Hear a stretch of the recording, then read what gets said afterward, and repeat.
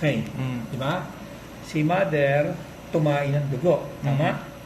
Opo. Ngayon, pumasok tayo sa taas. Dito. Hanggang dito.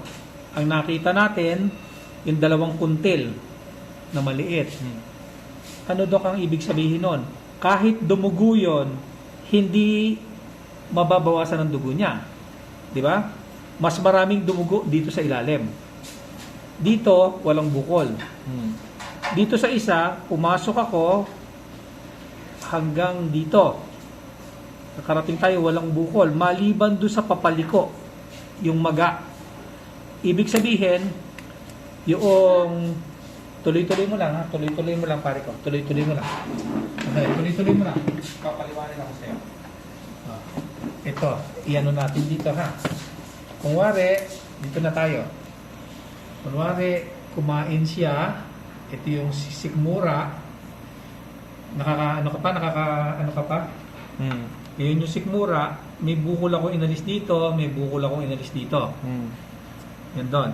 Okay? Ngayon, dito, sumilip tayo sa colon. Dito, pagdating dito, masikip. Namamaga.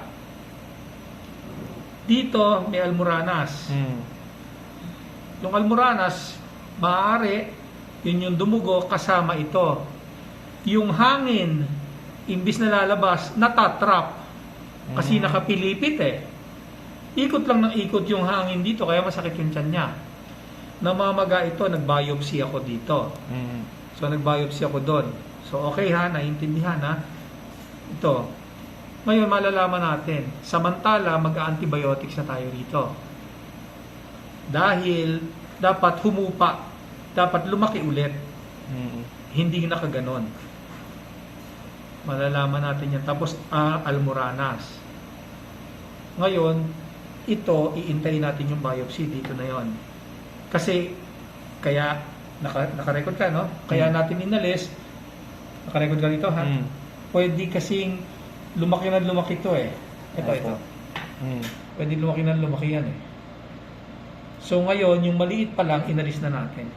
Binabalikan yan after 1 year. After 1 year. 1 year, sisilipin yan. Ito rin, 1 year, sisilipin ito. Kasi titingnan natin kung bumalik sa normal. So, naintindihan mo, ha? Opo. Paliwanag kay nanay, gagamutin ito, gagamutin ito, gagamutin ito. So, tatlo gamot natin. Huwag munang magmadaling umuwi. Ilo-load natin siya, hindi sa bibig, dito muna sa suwero. Okay, sige. Okay.